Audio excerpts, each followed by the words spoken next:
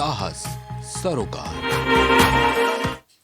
नमस्कार, आप देख रहे हैं प्राइम टीवी और मैं हूं आपके साथ मुस्कान अजमानी। बुलेटिन की शुरुआत करेंगे बड़ी खबर से, जहां राहुल गांधी की मुश्किलें लगातार बढ़ती जा रही है। कांग्रेस नेता राहुल गांधी को एक बार फिर से बड़ा झटका लगा है गुजरात हाईकोर्ट की तरफ से। तो गुजरात हाईकोर्ट से राहुल गांधी की याचिका को खारिज कर दिया गया है। राहुल गांधी को गुजरात हाईकोर्ट से बड़ा झटका लगा है। मोदी सर ने मामले में पुनर्विचार की अर्जी राहुल गांधी की तरफ से दी गई थी, जिसे खारिज कर दिया गया है। मतलब कि राहुल गांधी की जो 2 साल की सजा है वो फिलहाल बरकरार रहेगी। तो राहुल गांधी को गुजरात हाईकोर्ट से बड़ा झटका लगा है। गुजरात हाईकोर्ट ने राहुल गांधी की सजा पर रोक की मांग वाली याचिका को खारिज कर दिया है। दरअसल मोदी सरनेम वाली टिप्पणी को लेकर आपराधिक मानहानि मामले में कांग्रेस नेता राहुल गांधी को दोषी करार दिया गया था। उन्हें 2 साल की सजा सुनाई गई थी और 2 साल की सजा सुनाए जाने के बाद उनकी संसद की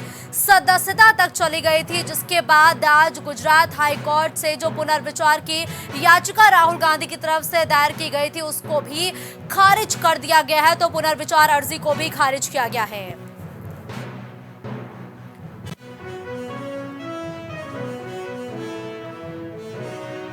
तो देखिए, इससे पहले जस्टिस प्रक्षक ने मई में राहुल गांधी की याचिका पर सुनवाई करते हुए उन्हें अंतरिम राहत देने से इनकार कर दिया था। उन्होंने कहा था कि वो ग्रीष्मकालीन अवकाश के बाद अंतिम आदेश पारित करेंगे। तो दरअसल आपको बताते चले कि राहुल गांधी ने 2019 में लोकसभा चुनाव के प्रचार के दौरान मोदी सरनेम को लेकर टिप्पणी की थी, जिसके बाद सूरत की अदालत ने उन्हें धारा 504 के तहत 2 साल की सजा भी सुनाई थी, जिसके बाद राहुल की लोकसभा सदस्यता तक चली गई थी। ऐसे में अगर हाईकोर्ट से राहुल गांधी के पक्ष में फैसला आता तो कांग्रेस नेता की संसद की सदस्यता बहाल होने का जो रास्ता है वो एक बार फिर से साफ हो जाता। लेकिन अब एक बार फिर से सूरत हाईकोर्ट से राहुल गांधी को एक बड़ा झटका लगा है।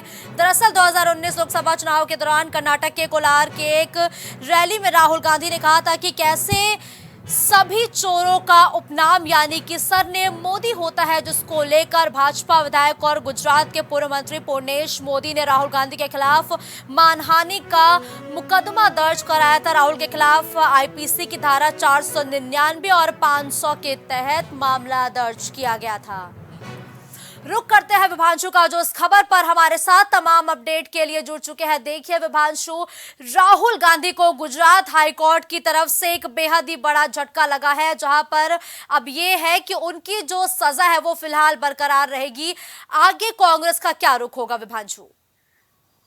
जी मुस्कान, अगर बात की जाए तो मोदी सरनेम को लेकर राहुल गांधी को गुजरात के हाई कोर्ट की तरफ से 2 साल की सजा सुनाई गई थी, जिसके बाद कांग्रेस पार्टी के नेता राहुल गांधी के वकील की तरफ से याचिका थी कि उनके सरनेम के फैसले पर रोक लगाने को लेकर एक याचिका डाली गई थी गुजरात कोर्ट के अंदर में, जो आज सुबह कहीं ना कहीं इस याचिका को खारिज कर दी गई है। इस मामले को लेकर अगर बात की जाए तो आज कांग्रेस पार्टी प्रदेश भर के अलग अलग कोनों में प्रेस कॉन्फ्रेंस कर सकती है और कहीं ना कहीं केंद्र सरकार और साथ ही साथ याचिकाकर्ता पर बड़ा सवाल कर सकती है। उसी क्रम में आपको बता दें मुस्कान की अगर बात की जाए तो राहुल गांधी के वकील की तरफ से दलील दिया गया था कि इस मामले को लेकर उन पर जो 2 साल की सजा सुनाई गई है उस पर एक बार फिर माननीय कोर्ट अपना ध्यान केंद्रित करे और राहुल गांधी की जो 2 साल की सजा है इससे उनकी सांसदी भी चली गई थी। उसी क्रम में आपको बता दें कि 23 मार्च 2023 को गुजरात हाई कोर्ट की तरफ से फैसला सुनाते हुए राहुल गांधी को कहीं ना कहीं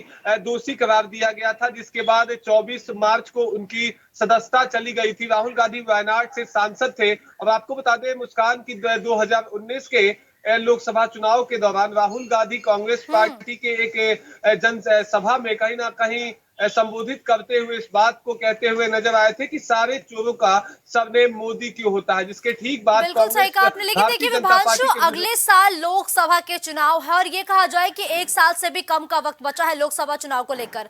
ऐसे में अब जो कांग्रेस है अब उसके पास महज एक रास्ता बचा है कि राहुल गांधी इस पूरे मामले को लेकर सुप्रीम कोर्ट में एक याचिका दायर करें। क्या अगला कदम कांग्रेस की तरफ से ये उठाया जा सकता है कि जो याचिका है वो सुप्रीम कोर्ट में दायर करे?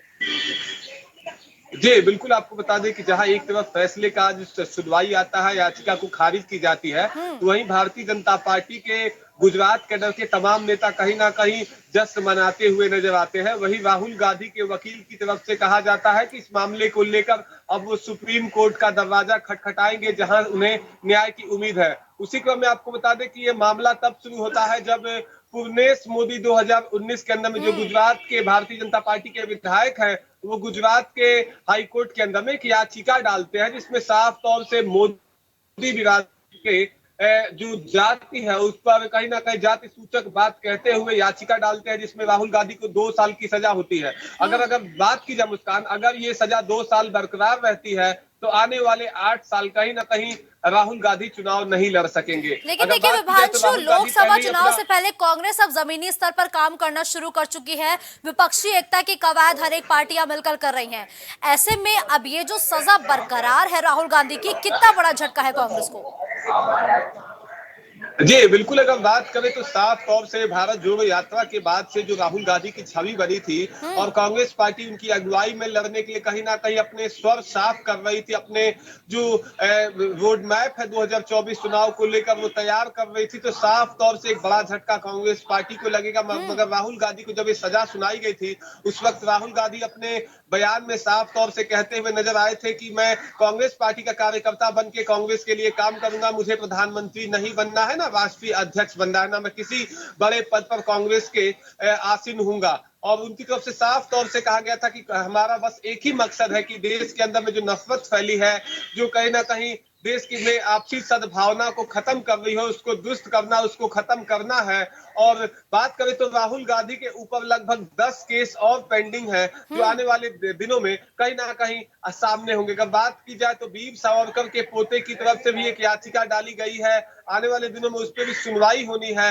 अब बात कर देखने वाली बात यह होगी कि आज कांग्रेस पार्टी की तरफ से अभी कोई लाइन क्लियर नहीं की गई है। आज के इस फैसले के बाद से अभी हम मौजूद हैं मुस्कान उत्तर प्रदेश के कांग्रेस कमेटी पर, जहां कांग्रेस के प्रदेश अध्यक्ष विजलाल खाबरी तमाम जिम्मेदारों के साथ बैठक कर रहे हैं। कुछ ही समय के भीतर वो अपने इस मामले को लेकर अपना स्टैंड क्लियर करेंगे। वहीं अगर बात की जाए तो कांग्रेस कमेटी दिल्ली की तरफ से 3 बजे प्रेस वार्ता की जा रही है, जिसमें इस फैसले को लेकर कहीं ना कहीं सरकार पर सवाल पूछने का काम करेंगे कांग्रेस पार्टी के। आपने देखिए विभांशु, जिस तरीके से लगातार विपक्षी एकजुटता की बात कही जा रही है और ये कहा जा रहा है कि जो सरकार है वो संस्थाओं का दुरुपयोग कर रही है, अब ऐसे में राहुल गांधी की जो सजा है वो बरकरार है, इसको किस तरीके से धार देने का प्रयास करेगी कांग्रेस? जी बिल्कुल, अगर बात की जाए तो राहुल गांधी के सदस्यता जाने के बाद कहीं ना कहीं कांग्रेस पार्टी इसे एक अवसर की तरह से भी भुनाने का प्रयास की थी और आने वाले दिनों में भी इस मामले को लेकर करते हुए नजर आएगी, जैसा कि उनके नेताओं का कहना है। आपने देखा था कि राहुल गांधी का सदस्यता गया था, उसके ठीक बाद उनका दिल्ली तुगलक रोड स्थित उनका आवास भी कहीं ना कहीं उनसे ले लिया गया था, जिसके बाद से कांग्रेस पार्टी के देश भर के नेता कहीं ना कहीं मेरा घर राहुल गांधी का घर नाम से एक अभियान की शुरुआत किए थे, एक मुहिम की शुरुआत किए थे, जिसके बाद कहा गया था कि राहुल गांधी के पास अपना कोई घर नहीं है। मगर कांग्रेस के तमाम नेता, खास करके उत्तर प्रदेश के प्रांतीय अध्यक्ष अगर बात करें तो अजय राय की तरफ से अपने घर के नेम प्लेट को हटाकर और राहुल गांधी के घर के तौर पर प्रदर्शित किया गया था। अब देखने वाली बात यह होगी कि आज के पुनर्विचार के फैसले पर कहीं ना कहीं हाई कोर्ट ने एक बार अर्जी को खारिज कर दिया। देखने वाली बात यह होगी कि इस मामले को लेकर जो कांग्रेस लगातार लड़ाई लड़ते हुए नजर आई है, कांग्रेस के राहुल गांधी के सदस्यता जाने के बाद कहीं ना कहीं सड़क से लेकर संसद तक प्रदर्शन किए थे कांग्रेस पार्टी के तमाम पदाधिकारी कार्यकर्ता। तो आने वाले दिनों में किस तरह का रुख अपनाते हैं कांग्रेस पार्टी के नेता पदाधिकारी, वो आने वाला वक्त बताएगा। मगर निश्चित तौर से कांग्रेस पार्टी के तमाम बड़े नेताओं का कहना है, खास कर बात करें तो कांग्रेस पार्टी के बड़े नेता जयराम रमेश का कहना है कि राहुल गांधी के भारत जोड़ो यात्रा की वजह से कहीं ना कहीं भारतीय जनता पार्टी भयभीत हो गई थी और साथ ही राहुल गांधी का जो ग्राफ बढ़ता जा रहा था और हाल के दिनों में जो भारत जोड़ो यात्रा के दौरान लोगों का समर्थन देखने को मिला है, उसकी वजह से कहीं ना कहीं भारतीय जनता पार्टी ऐसे चाल चल रही है और जिसको लेकर तमाम आरोप भी लग चुके हैं भारतीय जनता पार्टी के नेताओं के ऊपर की जो सरकारी मशीनरी है उसका गलत दुरुपयोग किया जा रहा है। आपने देखा था कि बीते दिन कहीं ना कहीं कांग्रेस की बिल्कुल सही कहा पूर्व आपने राष्ट्रीय विभांशु। देखिए, अध्यक्ष विपक्षी जो एकता है वो एकजुट होकर कहीं ना कहीं भारतीय जनता पार्टी पर लगातार ये आरोप लगाती है कि जो तमाम एजेंसियां हैं उसका दुरुपयोग कर रही है भारतीय जनता पार्टी नेताओं को फर्जी में फंसाने के लिए।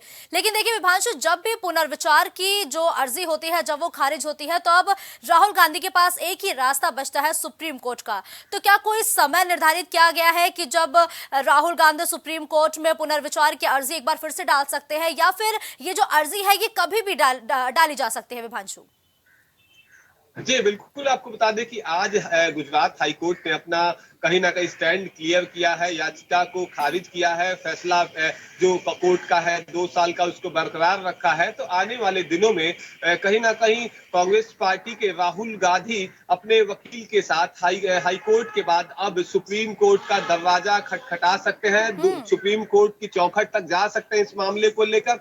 वहीं अगर बात की जाए तो देखने वाली बात ये होगी कि लगभग 11 महीने लोकसभा चुनाव में बचे हैं। वहीं राहुल गांधी की अगुवाई में कांग्रेस पार्टी कहीं ना कहीं चुनाव लड़ना चाहती है। अगर सजा बरकरार रहती है तो निश्चित तौर से कहीं ना कहीं 24 के चुनाव में राहुल गांधी लोकसभा का चुनाव नहीं लड़ सकेंगे। तो क्या सुप्रीम कोर्ट में केस कब जाता है इसको लेकर कांग्रेस जल्द ही अपना स्टैंड क्लियर कर देगी। मुस्कान, अभी इसको लेकर कोई जानकारी नहीं है।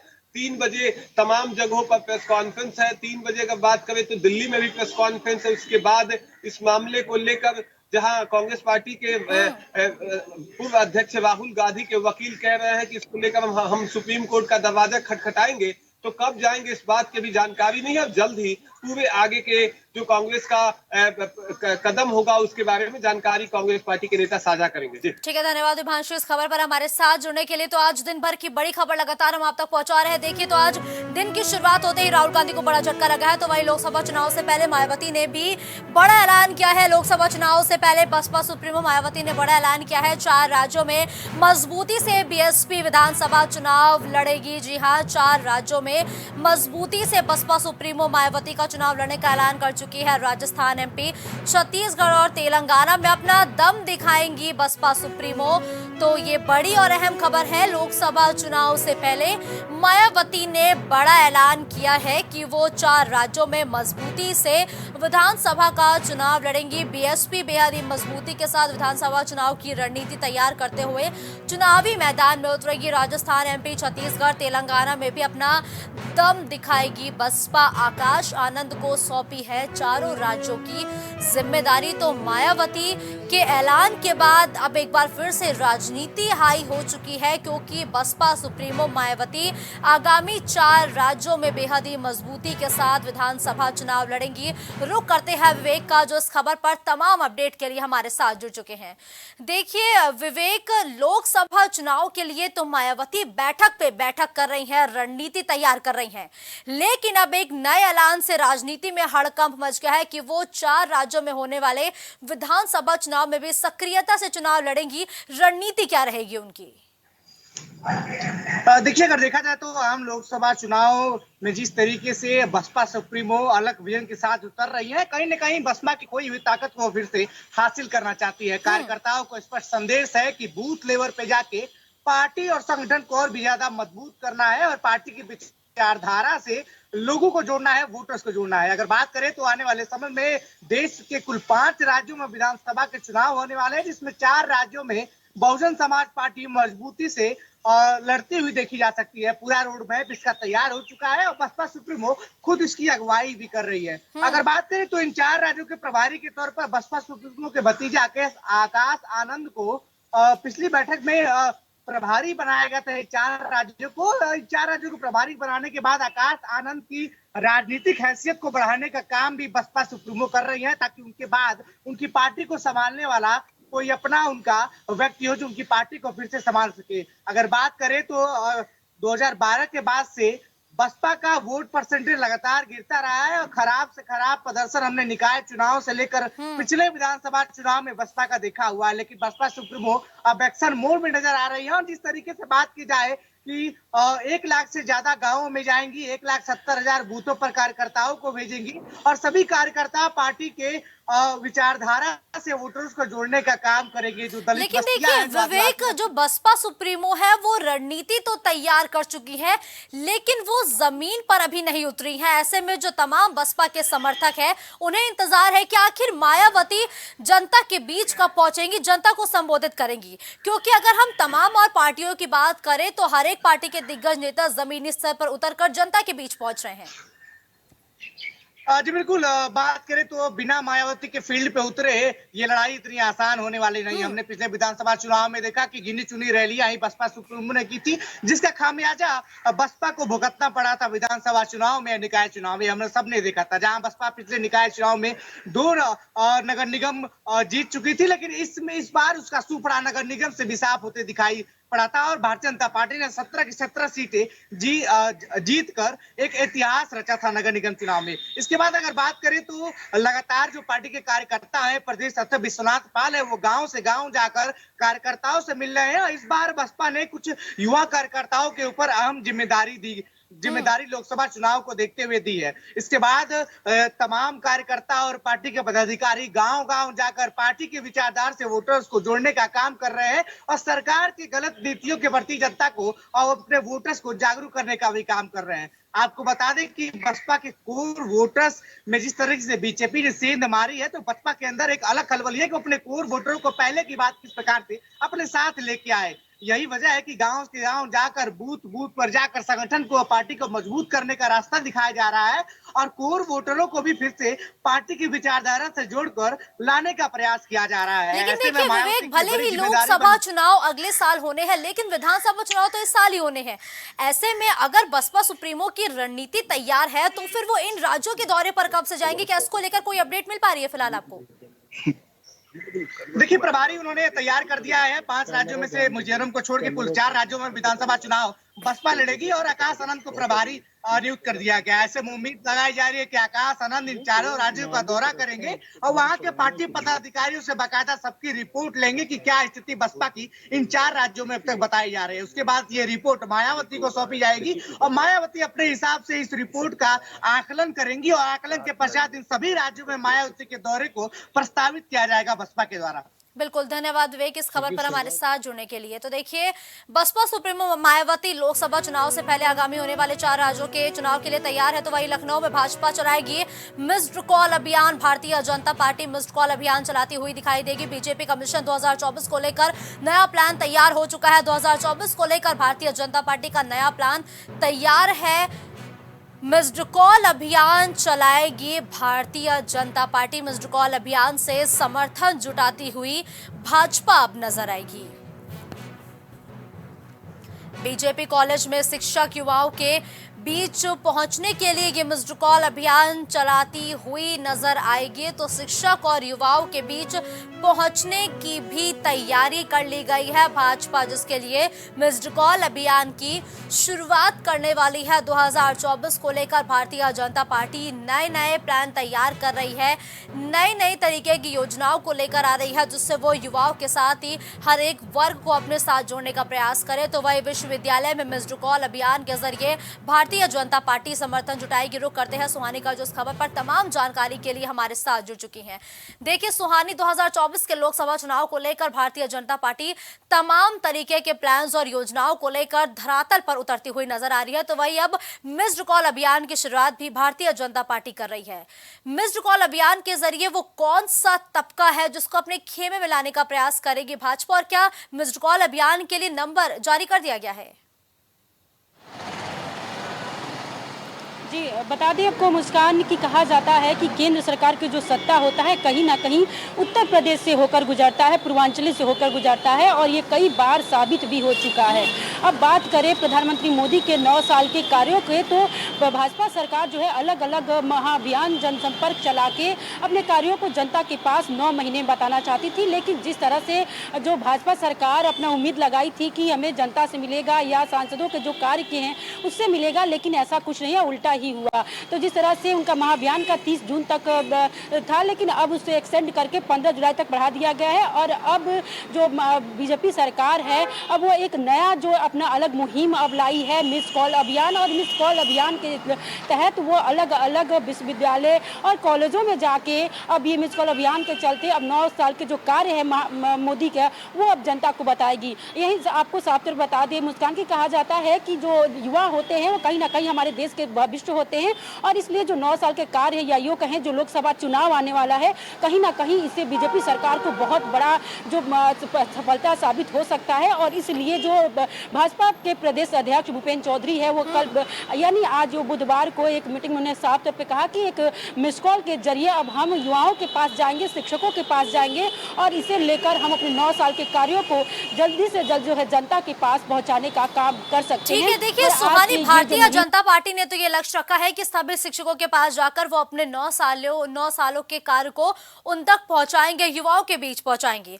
तो दूसरी तरफ सपा सुप्रीमो ने शिक्षकों के साथ या अधिवक्ताओं से ये अपील की है कि वो आगे आए, क्योंकि भारतीय जनता पार्टी लोकतंत्र की हत्या कर रही है। जी मुस्कान, आपको बता दें कि कहीं ना कहीं ये कहा जाता है कि जो बीजेपी सरकार है वो शिक्षकों को कहिए या युवाओं के लिए कहीं ना कहीं ऐसा योजनाएं ही लाई है। लेकिन बात करें सपा पर, तो कहीं ना कहीं जो विपक्ष पार्टी है वो अब बीजेपी पे अलग अलग मुद्दे लेकर, अलग अलग महंगाई, बेरोजगारी, ऐसे तमाम ऐसे जो है उसे लेकर बीजेपी सरकार पर निशाना साध रही है। तो अगर ये उनका मानना है कि अगर आरटीआई का जो गला घोट रही है, तो ये जो है लोकसभा चुनाव आने वाला है, विपक्ष पार्टी इस पे जो बीजेपी सरकार से जमकर हमलावर हो रही है। लेकिन देखा ये भी जा रहा है कि बीजेपी सरकार जो है मुंह तोड़ जवाब भी इसका दे रही है। तो जो सरकार, जो विपक्ष पार्टी है, हमारे साथ जुड़ने के लिए।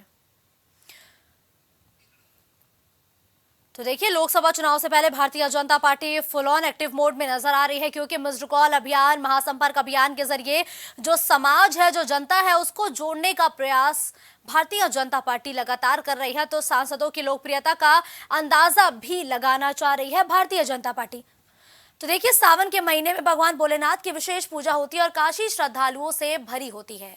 तो उसी काशी और अपने संसदीय क्षेत्र में पीएम मोदी का दौरा प्रस्तावित है, जो कि 7 जुलाई को होना है। इस दौरान पीएम मोदी वाराणसी को कुल 12,000 करोड़ की परियोजनाओं की सौगात देंगे। इसमें 1800 करोड़ के योजनाओं का शिलान्यास और करीब 10,000 करोड़ के योजनाओं का लोकार्पण होना है। इन योजनाओं में मणिकर्णिका घाट का कायाकल्प, अंतरराष्ट्रीय क्रिकेट स्टेडियम, 3 रेलवे ओवरब्रिज के साथ ही बीएचयू में बना 10 मंजिला अंतरराष्ट्रीय छात्रावास सहित सड़कों की मरम्मत और उनके निर्माण कार्य जनता को समर्पित होगा। तो आज पीएम मोदी पूर्वांचल की जनता को सौगात देते हुए नजर आएंगे। इस बुलेटिन में फिलहाल के लिए बस इतना ही। देश और दुनिया की तमाम बड़ी खबरों के लिए आप देखते रहिए प्राइम टीवी। कुछ भाव पुष्प। आप देख रहे हैं प्राइम टीवी।